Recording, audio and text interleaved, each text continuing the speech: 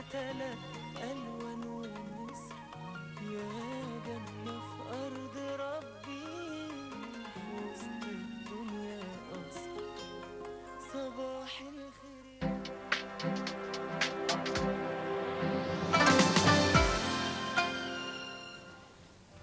Welcome back, ladies and gentlemen. You're still watching Breakfast Live on Nile TV International, and on this segment of the show, we're going to be talking about late President Gamal Abdel Nasser on the occasion of his commemoration. We're going to be talking, of course, about his main achievements, about the 1952 revolution, and one of his main decisions, the 1956 nationalization of the Suez Canal.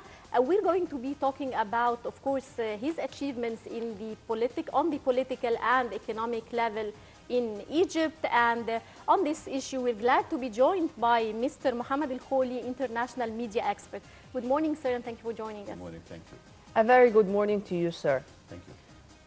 Sir, whenever it comes to Nasser, let's speak about why he was that much beloved, not only by the Egyptians, but by all the Arab nations and maybe to all the countries which were under occupation. They took Egypt as a model and how we were fighting occupation, and our symbol by then was Nasser. Is it only because of this, or because how the Egyptians loved Nasser because of his way to deal with Egyptians, because of his policies? I mean, which is which? Because the love to Nasser is a phenomena. Yes, he's a phenomena, and that's why we are remembering him. Next year, it will be 100 years of his birth, Yep. you see. I think this phenomena relates to not only the person, Gamal Abdel Nasser, as an individual, but it is the timing, the epoch. It was the fortune of Gamal Abdel Nasser that he was raised, and then he led the 1952 revolution in an epoch which is called the post-colonial epoch, or even it was the epoch of the struggle of the persecuted peoples all over the world, especially in Africa and in the Arab world, to get rid of the yoke of occupation and imperialism. You see, even Egypt, as you know, was occupied, still occupied by the British troops, which started, the occupation started 1882, the 19th century. Yeah. You see? More than 70 years. More than Egypt 70 suffered years. under the And when colonialism of yes, the British. when he came to power, More than 80 years, yes, there was a kind of struggle in the Suez Canal area, and he led this struggle, you see, and then he signed what we call the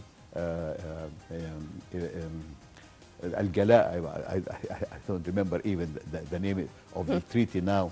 Anyway, and we have got rid of the British occupation after the 1954 treaty. Then he started talking about what we can call the character, the personality. Who is Egypt? It was a very, it goes without saying, question, but it was very important, very critical, and then he defined in his book, The Philosophy of the Revolution, which was issued in 1954, who is Egypt? And he drew 3 circles. You mean al-Mithaq or the Charter? No, the Philosophy of the Revolution. Ah, okay. The Charter, Yes. 1962, Yep. it's so Yeah. far. Anyway, we are Arabs, we are Africans, we are Muslims. And then he didn't just wrote this and then he talked about it. He tried to implement all these ideas, and therefore there was this kind of Arab struggle. It was not only political struggle, that is the character of Nasser, that is the uniqueness of his ideas. You see, that he started to implement. He didn't only talk, and therefore he wanted to talk about what? Development. Even the word development, Tanmiyah in Arabic, was not known, was not in our dictionary. You see, our dictionary was always talking about Islah, just reform. You see, yes.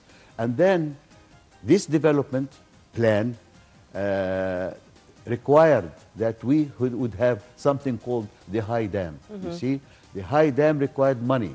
He tried to have money from here, from the World Bank. They didn't, you see, give him the money. Yep. What he wanted to do, he nationalized the Suez Canal. The revenue of the Suez Canal until now, it is the main source of our income in hard currency until now.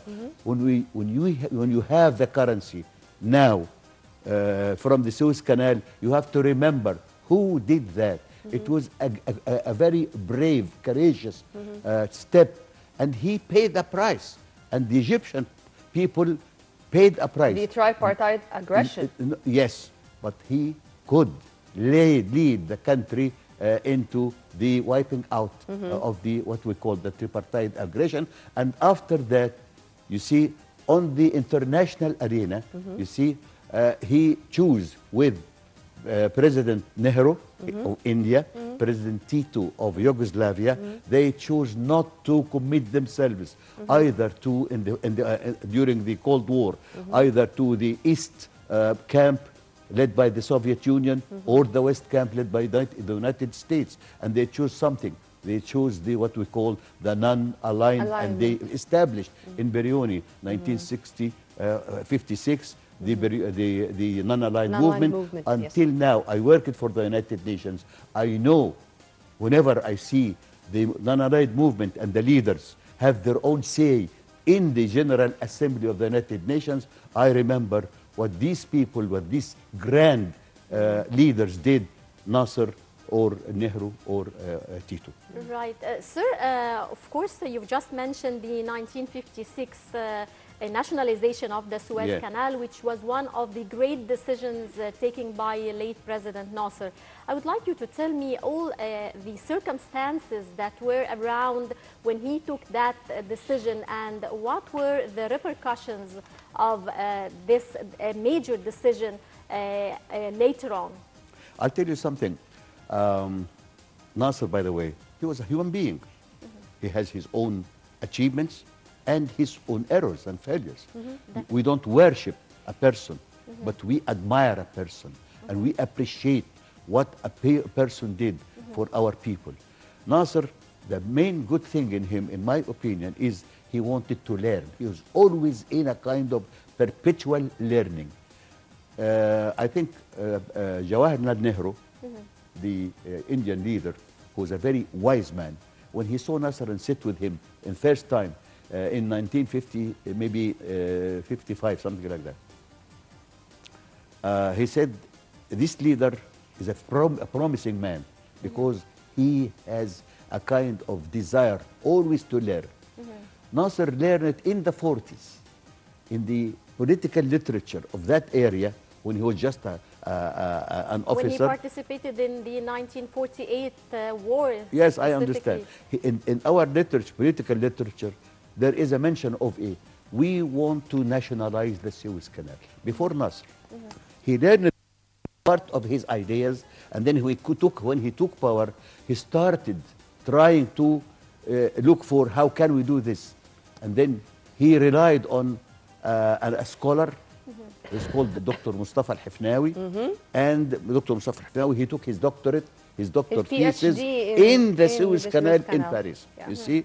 And then there was this small team working silently, you see, and very devoted to this cause. And then after that, he was looking for the timing. He was very ready to nationalize the Suez Canal. And when Dallas, the foreign minister of the United States, in a very humiliating way, Dallas announced that we will not finance the Suez Canal because Egypt cannot. The high dam. Yes, I'm sorry. The high dam, yes, thank you. Because Egypt will not afford to do this kind of project. It's much more bigger than the Egyptian finance. Then Nasser took the decision, and he announced it, as you know, in Alexandria, the Suez Canal nationalization. And he knew that there are a lot of repercussions. Yes, you see, but Egypt eventually, by the end of 1956, you see, could do this and could have the Suez Canal until the present day. Nothing is easy for the grand people like Nasser or other leaders in the world. And then after that, he started to cooperate with the African leaders in order to help them and to support their struggle for emancipation and for either Algeria as an Arab country at the same time. Whenever you support people working and struggling to liberate themselves from the yoke of occupation, these people, when they get their independence, will be with you. Sure. And that was practically what happened. Now, you are a young generation, but read about something which we call, we left Africa for more than 40 years after this. We're trying to return back to Africa now. You see, during Nasser, I call it the soft colonialism. well, that's a nice thing. It's a very really nice. what's going on these days. I sir. understand. Yeah. But you know, we opened markets for our production, for our factories in Africa. Yes. No longer now. You see, we're trying to do this, but for the past 40 years, we lost Africa. Although we invested in Africa during the Nasser era, a lot of money, work, labor, even efforts of people went there. You see, I was in Ethiopia. I worked in Ethiopia for the United Nations during the 90s. I got a very clear idea about what was Nasser at that time for these people, you see. And even the older generation in Africa until now, they remember. They don't remember Nasser just in an emotional way. They remember Nasser's era because they got a lot of benefits, a lot of cooperation between Egypt, between Cairo. And Cairo was a kind of a beacon for the call for independence, emancipation, and national development in the same time. Sir, the Africans who were taught by Egyptian teachers till the moment they expressed being proud of being taught by Egyptians. Or the people or the Africans whom we called them here. And they But let's turn, if you permit me, sir, let's return to Nasser as a character, because his charisma was amazing. People, the Egyptian people, were waiting for Nasser's speeches as if they are waiting for a concert. Each time they saw Nasser, as if they are watching him for the very first time. And whenever it comes to the defeat of the 1967 war, every person all over the world would say that whenever Nasser said, I'm going to step down, I shoulder the responsibility from A to Z, and I'm going to return back to the people and to practice my job as one of the Egyptian people. I'm no more a president. What happened right after that is another phenomena, and a message to the whole world saying that Egyptians are different. And we do believe in our leader even after such a defeat like the one of the 1967 war. If you please, sir, elaborate. Elaborate, and you are so eloquent in trying to... Well, I'll tell you something. People said to Nasser, you have to stay. But in the same time, there was the slogan, we will resist, we will fight. It is not just an emotional step. You see, yes, you have to stay in order to continue. We are not the only people who were defeated. France was defeated in 1940. France was occupied. Paris was occupied in 1950. England was defeated in Dunkirk. A lot of peoples in the world faced the defeat. But the good thing in the Egyptian people that we were defeated, we have to learn about our mistakes. The first person who learned about the mistakes was Nasser himself, and he expressed this in public.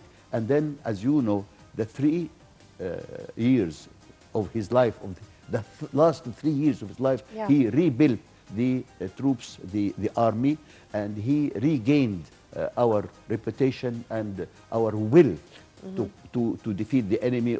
You see, during that 3, as you said, all over the place, the charisma and like a concert. Do you know there was a writer, Egyptian writer, Mr. He's my friend, by the way, Francois Basili.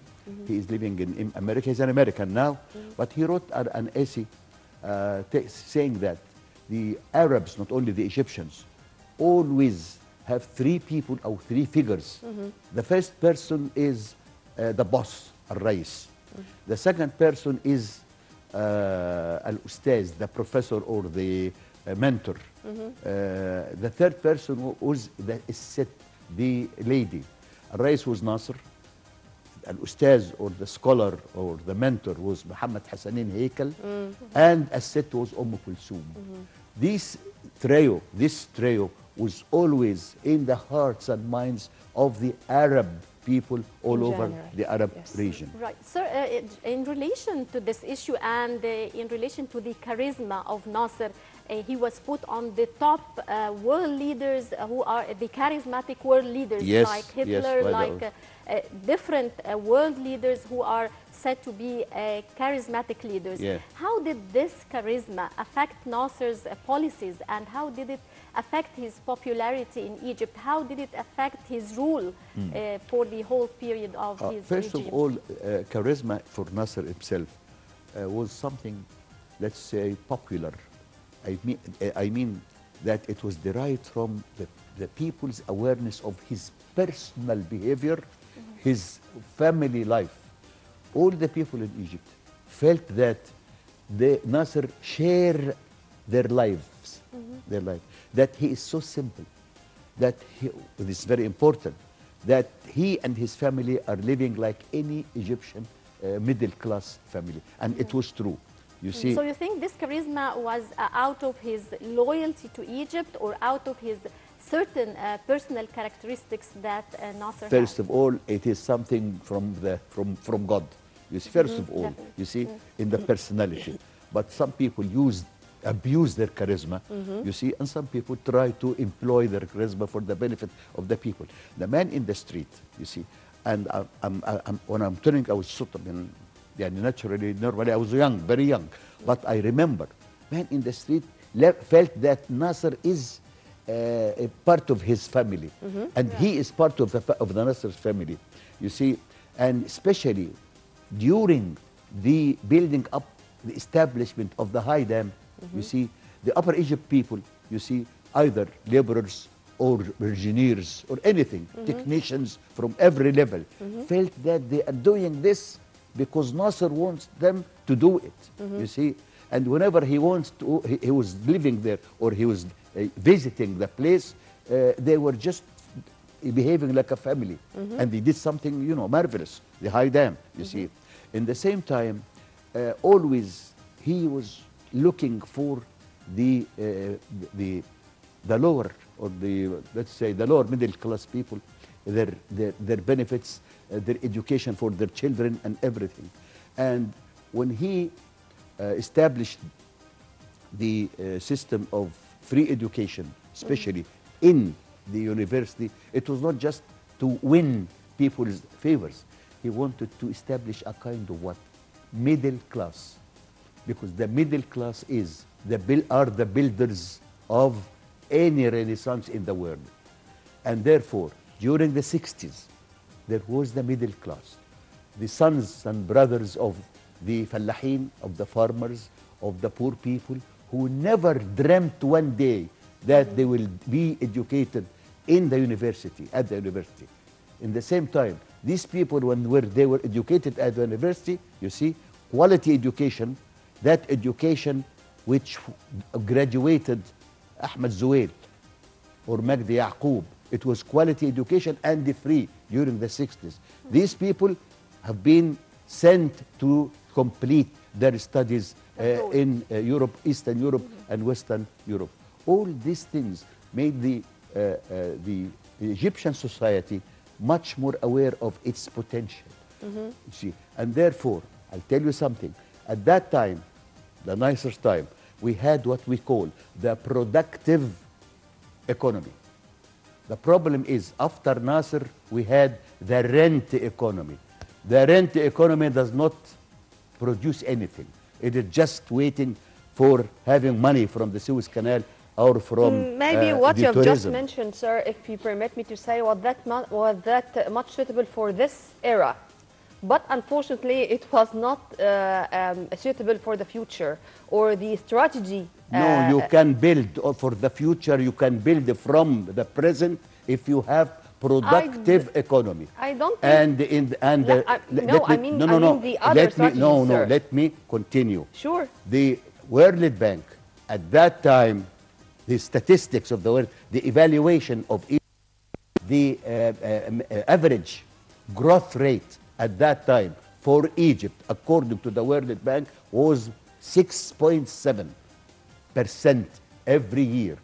You see, that was something very remarkable at that time. The world, not us, the World Bank. This means that you had a productive economy. Because the consumers were only 30 millions or something like that. You don't care, no. I mean- Okay, the consumers, no. You know, at that time, By today, we are talking about a very different if story. you but you don't have production economy, because no, you are talking now about what? Reopening the factories of Nasser. This is a motto which you can read every day. I was speaking, or I was mentioning the educational system, sir. I was speaking No, about education system, forget about it educational now. It fell. You see? I mean, and because of this, I was saying that this strategy regarding the educational system, for example, maybe it was good by then, but right after that, it's not. Well, but let me, sir. But this is irrelevant for Nasser's legacy. No. But- It is but now, sir, it I fell would now. like I don't care. You see, a lot of factories now. I do care. Yeah, you care, okay. I would just like to know from you, sir, how was democracy applied during Nasser's era? Yes. If you judge democracy at that time, according to the present or the current criteria for democracy, democracy has a very unique character at that time, not only in Egypt.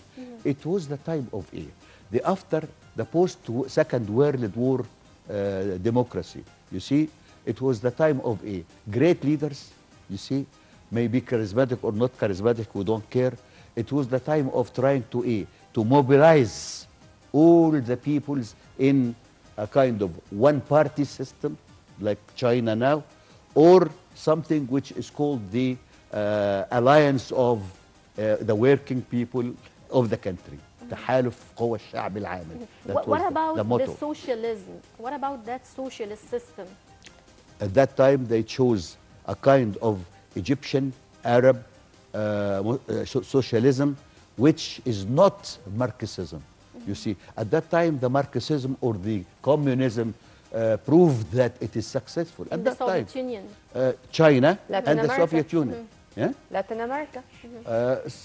Yes, in Brazil, for example, Yeah. maybe in Argentina, you see. And the Egyptians at that time, during the Nasser era, they chose a kind of what they call the Arab socialism, or the Arab application of socialism, you see.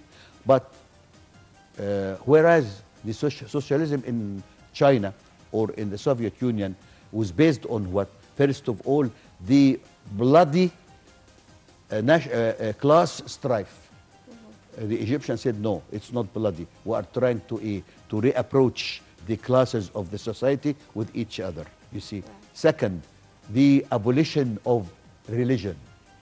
You see, the Egyptian socialism said, no, we are believers, either Muslims or Christians, or even if we have Jews, you see. Yeah, that's very important, you see. Third thing, that there is no nationalistic or nationalism. The Egyptian revolution or the socialism said, no, Arab nationalism is part of our personality or character, you see. So it was something unique. And you try to approach the classes with each other. As I said, you try to raise people at the bottom of society, you see, into the middle class or the semi-middle class. It was something, you see. And as I said, the most important thing is the value of work. قيمة العمل. People have to work. But after that, during the 70s, an infitah thing, you see, after that. Open door policy during now Sadat it became era. what you have, the ownership, and you see, the rent. You don't work, you stay and have money. And it was, But still, the communist regime did not succeed eventually in the Soviet Union. do not what? The communist regime did not succeed eventually in the Soviet Union. Yes, and yes, that was the communist, and it was it is their own problem. And then here, you see, you don't have to recall the slogans of communism, of socialism now, but you have to have the, let's say, the learned lessons from the experience. You don't have to abolish all the lessons because there are errors. What is suitable for us? Well, Mr. Mohammed Al-Khouli, the expert of international media, thank you very much for your input, sir, and have a very good day. Thank you so very much. much, sir. Thank And you. dear viewers, now we go for a short break and we'll be right back.